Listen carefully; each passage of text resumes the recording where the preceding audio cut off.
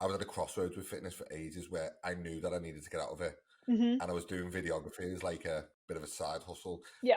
Like it was like, that's being generous. It wasn't even a side hustle. It was literally just a hobby. I Yeah. think I was Yeah. just Yeah. like binge watching YouTube videos basically, and I was interested in it. But for a long time, it's hard to take that plunge, and it's a hard thing to do when you need to buy like a £3,000 camera and a load of lenses Yeah. and all that It's not a stuff. cheap. It's It's not a like cheap hard. hobby to try and turn No, into a business. I mean, you're starting on a loss, like pretty much. I mean, with most self-employed jobs, I suppose you start on a loss, but you kind of think like, okay, well, I have to get equipment, so that's a big loss. And then what if people don't want shoots, and I have to offer loads of free stuff, and then you're spending money to get shoots, to get content for yourself, and suddenly it's like, oh, okay, well, it's like the PT industry starting off. You start on a loss, and you have to make it work. yeah, 100%, 100%. That's super interesting actually, because I suppose in some professions, if you invest like maybe £100 or £200 into something, if you lose it, it doesn't really matter too much. You can make that back quite quick. But with Yeah. camera gear, your camera could, if you don't do anything with it, your camera could literally sit there and gather dust, and Yeah. you've lost the best part of 5,000, 10,000 quid, Mm-hmm. and it's not making any money unless you No. actually go out and do it. And it's, Yeah. Cost per shutter but click, like please. it's quite a pull, isn't it? Like back in, it's quite a Yeah. pull where it's a safe thing to keep doing what you're doing because it's what you know and what you're good at. And that's where I was like with PT and online coaching, because I was like, I've got a bit of safe income here, like, or relatively safe income. Yeah. Doing videography is like, it's like, I love it, but how the hell am I going to make any money from it? Yeah. And I fell into all the traps that I did when I started PT actually.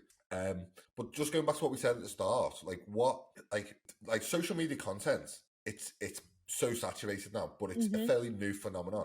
And when we like going back even 8 years or 14 years in my case, I mean, no fit pros really even needed content No. that much. I mean, even back when I started, I think Facebook was like just getting started. Yeah, Like I'm trying to just think. 40, yeah, yeah. I think it was, and obviously maybe back then I don't think Facebook even probably didn't run ads, or if they did, it probably wasn't a thing for individual people and small businesses. It was probably more the big ones that would be obviously using like cookies on Google and stuff. So yeah, yeah. I mean Well, recently. I'll tell you one thing.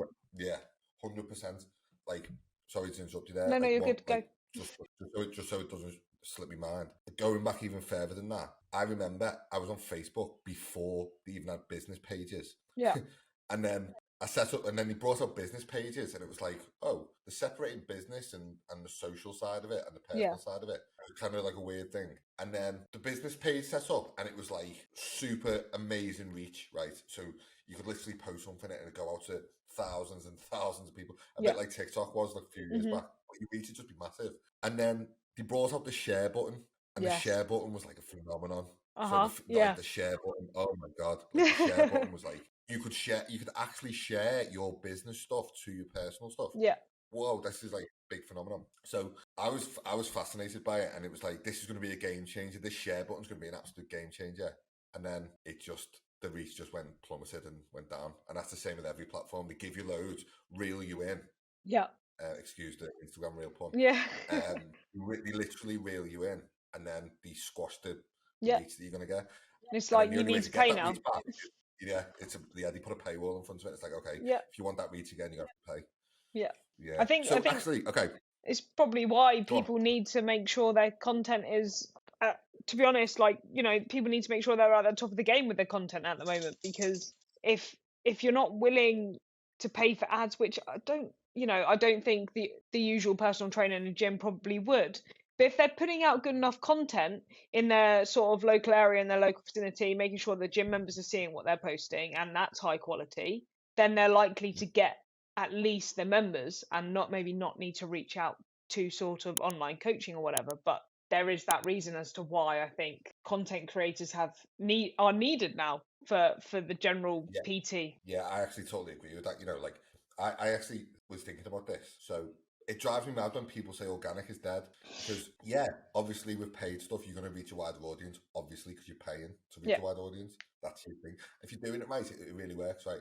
But what drives me mad is when I'll see an amazing ad, someone's put a really good video together, and it's pulled me in, and it's exactly for me, and I'll click on it, and I'll go and look at their Instagram profile, and there's nothing on it. The No. organic is dead, Yeah.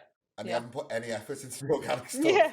And he just running paid ads straight away. It's like, what are you like? What's going on? Yeah, you need to But- make sure it's constant. It has to be constant. 100%. And you're right what you say.